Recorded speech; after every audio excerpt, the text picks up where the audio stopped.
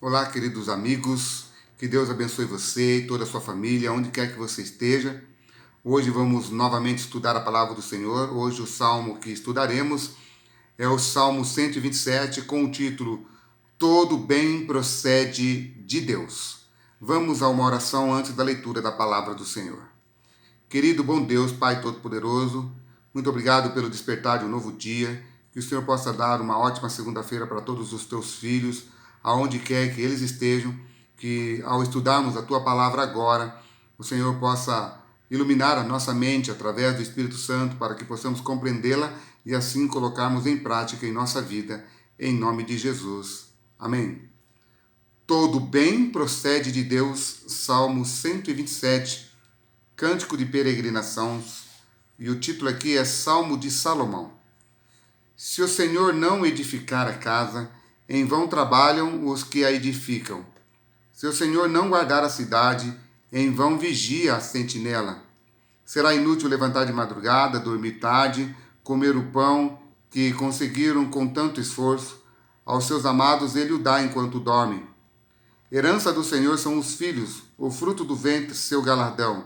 Como flechas na mão do guerreiro, assim são os filhos da sua mocidade. Feliz o homem que enche deles a sua aljava, não será envergonhado quando enfrentar os seus inimigos no tribunal. Queridos, esse salmo tem aqui a ideia de que esse salmo foi um salmo de Salomão. Salomão foi um grande construtor, mas ele pegou um projeto pronto das mãos do seu pai, Davi. Davi tinha o desejo de construir a casa do Senhor, mas ele não pôde construir. Deus não permitiu que Davi construísse o templo. E um filho, o filho de Davi, chamado Salomão, que subiu ao trono após o seu pai, ele foi dado a incumbência a ele para construir o templo. Salomão foi um grande construtor. Mas, queridos, aqui a Bíblia não está falando de construção de casa de madeira, casa de sapé, ou seja lá de qual casa a Bíblia esteja falando. Na verdade, esse salmo aqui serviu muito bem para a época de Davi, para a época de Salomão, para a época das pessoas que voltaram do exílio, e para os nossos dias também serve muito bem. Porque dentro da ideia desse salmo, o grande construtor, aquele que deve fazer todas as obras, deve ser o nosso Deus, o Todo-Poderoso. É Ele que tem que estar sempre à frente de qualquer projeto da nossa vida.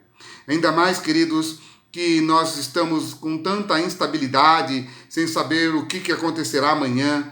O nosso amanhã, queridos, ele está incerto. Não há mais como fazer planos, projetos para o amanhã.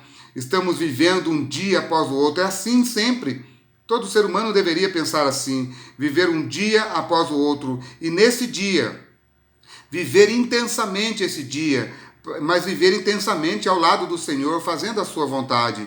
Uns, infelizmente, querem viver um dia intensamente, fazendo só coisas indevidas, fazendo só coisas incorretas, prejudicando os outros. Nós deveríamos, sim, viver um dia intenso, como o dia de hoje, mas um dia intenso ao lado do Senhor. Esse deve ser o seu objetivo. E quando fazemos isso, Deus, ele é o construtor da nossa vida. É ele que é o projetista. Imagine, queridos, o projeto da criação dentro do coração de um Deus perfeito. Às vezes você olha para o mundo em caos, o mundo com tantas violências, o mundo com tantas coisas ruins que estão acontecendo, e talvez você esteja pensando, poxa, parece que Deus errou. Não, queridos, Deus não errou. O projeto de Deus ainda está em construção, queridos. Sabe por que o projeto de Deus ainda está em construção? Tudo isso vai terminar. Todas essas coisas ruins que estão acontecendo, ela vai acabar. E Deus promete começar um novo ciclo na minha e na sua vida. Quando Ele aparecer nas nuvens dos céus, trazendo para mim e para você a nossa salvação, a nossa eternidade, no qual viveremos ao lado do Deus Todo-Poderoso para sempre. Esse projeto, essas coisas ruins que estão acontecendo no mundo, já tem dia e hora para acabar. Mas uma coisa é certa, queridos, não faça hoje da sua vida um projeto fracassado. Não faça hoje da sua vida um projeto já em uma total falência. Para que isso não venha acontecer, se o Senhor não for o projetista da sua vida, se o Senhor não edificar a sua casa, o seu casamento, não edificar a educação dos seus filhos, não edificar a educação da sua família, não edificar a sua casa, em vão, queridos. Inútil é aqueles que trabalham, aqueles que tentam fazer as coisas com as suas próprias forças. Querido amigo, há um verso muito interessante que eu quero ler para você hoje aqui, no livro de Deuteronômio, onde a Bíblia diz assim, com muita clareza, capítulo 8, verso 17, diz assim: portanto, não pensem vocês, a minha força e o poder do meu braço me conseguiram essas riquezas. Pelo contrário, lembrem-se do Senhor, seu Deus, porque é Ele quem lhes dá força para conseguir essas coisas, para confirmar a sua aliança, que sob juramento prometeu aos pais de vocês, como hoje se vê. Queridos, ao povo entrar na terra prometida, Moisés está dando aqui a eles uma palavra do Senhor dizendo: nunca diga no seu coração, nós conquistamos isso, nós conquistamos aquilo. Antes, vocês devem lembrar que estão entrando na terra prometida unicamente e exclusivamente porque Deus os levou. Querido amigo, querida amiga, se você não colocar Deus em primeiro lugar na sua vida, todos os nossos projetos, todas as coisas que nós hoje pensamos em fazer, elas já começam fracassadas, já começam erradas. Se o Senhor não for o edificador, se o Senhor não for aquele que dá o início na sua casa, em vão trabalhos que a edificam. Se o Senhor, agora falando da cidade, do país, da nossa cidade, se o Senhor não for aquele que guarda, se o Senhor não for aquele que protege, não vai ser governantes, não vai ser prefeitos, não vai ser essas pessoas que vão proteger você. Entenda, queridos, agora tem uma coisa: Deus deu a eles, Deus deu a ciência, sabedoria para que eles possam ajudar a raça humana a viver no meio de tantas coisas ruins que estão acontecendo. Então, se a ciência está dizendo faça isso ou faça aquilo, nós devemos obedecer. Por que devemos obedecer, queridos?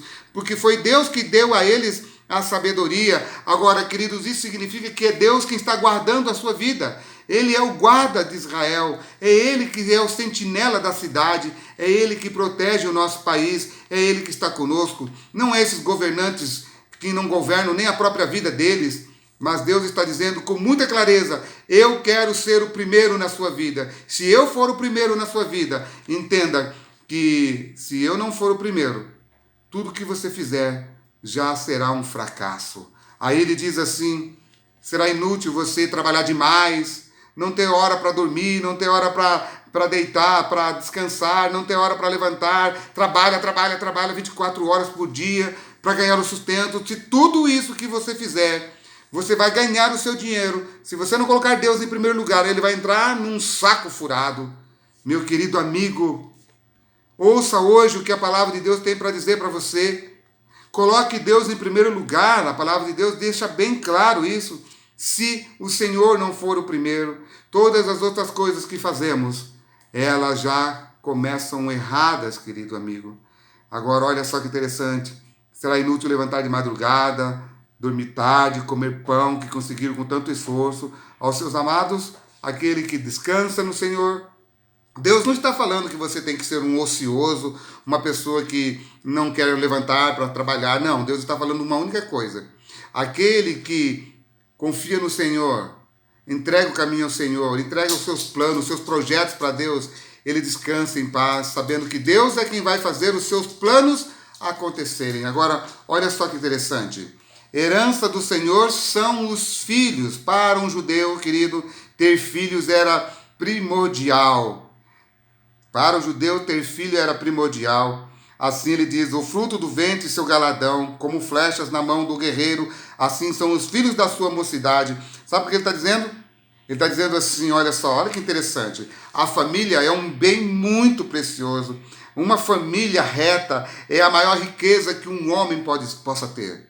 Uma família temente a Deus é o maior bem que um homem possa ter. Agora, queridos, tem pessoas que escolheram não ter filhos. Isso também não é pecado. Nem todo mundo deve se casar, nem todo mundo deve ter filho, porém todos os adultos podem valorizar as crianças, todos os adultos podem orar por elas, ser um bom exemplo para elas, mesmo que você ainda escolheu não ter filhos, mas escolha ser um bom exemplo para as crianças. Feliz o homem que enche delas a sua aljava, não será envergonhado quando enfrentar os seus inimigos. Tem um verso bíblico que diz muito claro, quando Josué diz assim: eu e a minha casa, hoje decidimos deixar Deus governar a nossa família, decidimos orar ao Senhor de Josué, decidimos entregar a nossa vida nas mãos de Deus. Sabe, talvez hoje eu esteja falando para você que é uma líder da sua casa, você que é um líder da sua casa, líder que eu falo é o pai, a mãe, você que governa a sua família. Na verdade, você não faz nada se não for por Deus. Nem isso você consegue fazer se você não deixar Deus ser o primeiro na sua vida. Se Deus não for o primeiro na sua vida, todas as suas coisas que você fizer vai ser governada por um outro ser, o inimigo de Deus. Não atraia o inimigo dentro da sua casa.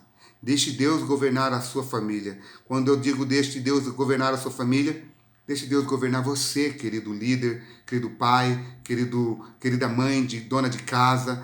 Deixe Deus hoje governar a sua vida, porque Ele é o grande projetista, Ele é o grande construtor e Ele sabe o que é melhor para mim e o que é melhor para você. Entrega o teu caminho ao Senhor. Deixe Deus hoje ser o primeiro, porque se Ele não for o primeiro, você não será de mais ninguém. Que Deus te abençoe e te guarde. Amém.